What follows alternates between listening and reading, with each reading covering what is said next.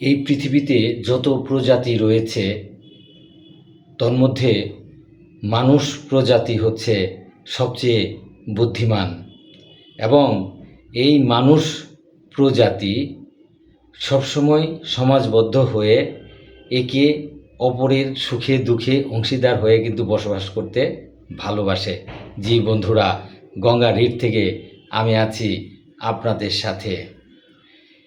এই মানুষ প্রজাতির মতো আরেকটি প্রাণী প্রজাতি রয়েছে যারা হুবহু মানুষের মতোই মিলেমিশে থাকতে ভালোবাসে, সুখে দুঃখে বিপদে আপদে একসঙ্গে থাকতে ভালোবাসে।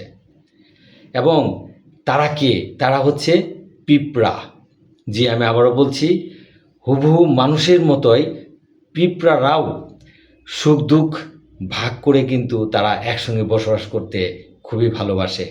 পৃথিবীতে আমরা প্রায় 800 কোটির উপরে মানুষ রয়েছি এবং এই 800 কোটি মানুষের যতটা ওজন, সমগ্র পৃথিবীর পিঁপড়াদের ওজন কিন্তু তার চেয়ে বেশি। অবাক হলেন? অবাক হলেও কিছু করার নেই, কেননা এই 800 কোটি মানুষের যে পরিমাণ ওজন হবে, পিঁপড়াদের ওজন হবে তার চেয়ে বেশি।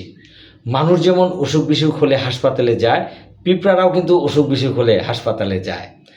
মানুষ যেমন 3 তলা 5 তলা এবং 10 তলা 100 তলা বিল্ডিং করে, সেরকম পিঁপড়ারাও কিন্তু মাল্টি স্টোরেজ বিল্ডিং করে ওরা বসবাস করে।